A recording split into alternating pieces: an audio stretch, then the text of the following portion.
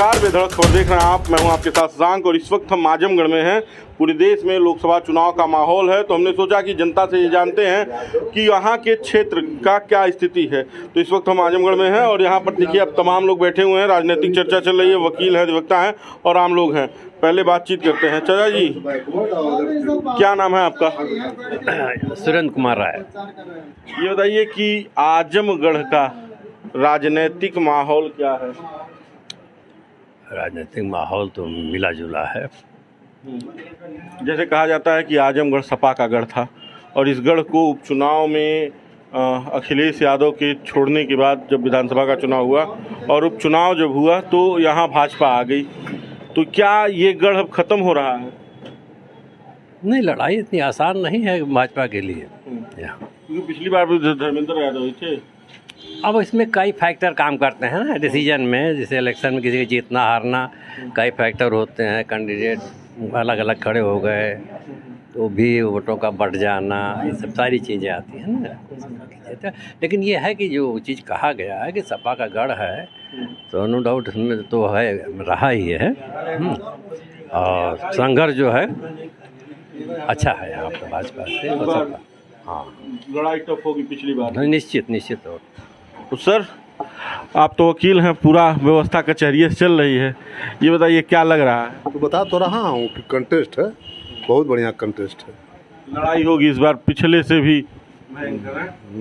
दोनों सीटों। पिछला तो उपचुनाव था जब दिनेश लाल यादव यहाँ से जीते। अच्छा बताइए, दिनेश लाल यादव जो कह रहे हैं कि हम यहाँ पे रहे हैं, अखिलेश यादव जीते छोड़ के चले गए, धर्मेंद्र यादव हारे छोड़ के चले गए, हम यहाँ रुके हैं, तो उसका उनको लाभ मिलने वाला है? मिलेगा, जरूर मिलेगा।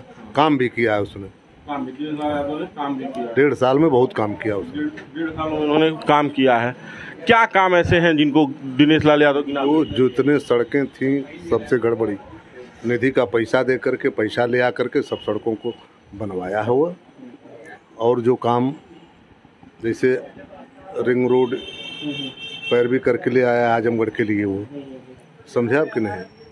हरिहरपुर में वो है क्या संगीत विद्यालय तो दिया है, वो काम तो किया है वो। भाई समय की उम्मीद थी, कम समय में कोशिश किया है काफ़ी करने का। कम समय में दिनेश लाल यादव ने ये छाप छोड़ी है कि भाई हम आज उनकी प्रोएक्टिव अप्रोच है, कहा जाएगा उनकी अप्रोच प्रोएक्टिव है। ये एक सवाल ये है कि जैसे कि मतलब गुड्डू जमाली पिछली बार बसपा से लड़े थे, इस बार उन्होंने सपा समाजवादी पार्टी ज्वाइन कर ली, तो गुड्डू जमाली के सपा में जाने का क्या लाभ मिलेगा सपा को और क्या नुकसान होगा सपा को? सपा का नुकसान तो नहीं होगा, सपा का नुकसान नहीं होगा, बल्कि उसका फ़ायदा मिलेगा उनको। फायदा मिलेगा। और जिसे भीम राजभर, जिसे बसपा ने टिकट दिया है, तो वो राजभरों के हिस्से का वोट। हाँ, ये कुछ समझ में नहीं आ रहा, मामला अनावश्यक। वो दिनेश लाल ने रहू का काटेंगे बीजेपी का वोट। नहीं, काहे बसपा को इस समय पूरा प्रचारित कर दिया गया कि वो भाजपा की भी टीम है और हाँ। उन्होंने ऐसे काटे टक्कर ला के यही नहीं, पूरे प्रदेश में उसने दिया है कैंडिडेट जो, तो बीजेपी के खिलाफ दिया है। पूरे उत्तर प्रदेश में जहाँ जहाँ बसपा के कैंडिडेट लड़ रहे हैं वो बीजेपी को नुकसान पहुंचा है। मैक्सिमम। तो ये कह लीजिए कि भाजपा बसपा वापसी करने की तैयारी में एक तरह से।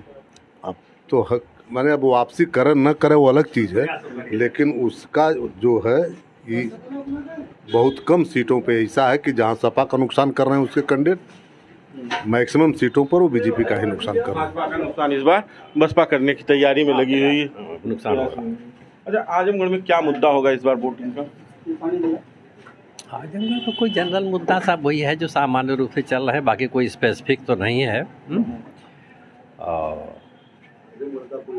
मुद्दा तो है नहीं। आजमगढ़ के लोगों के लिए कुछ तो होगा कि हमारे लिए ये हो। यहाँ के लिए तो जो है जितना हो रहा है, सुहेल देव यूनिवर्सिटी उन्होंने दे दिया जोगी जी ने। इसके बाद हाँ, तो ये आजमगढ़ है और आजमगढ़ के लोग हैं। बाकी का आप बेधड़क खबर देखते रहिए। इस वीडियो पर आपकी क्या राय है, मैं कमेंट बॉक्स में दीजिएगा। धन्यवाद।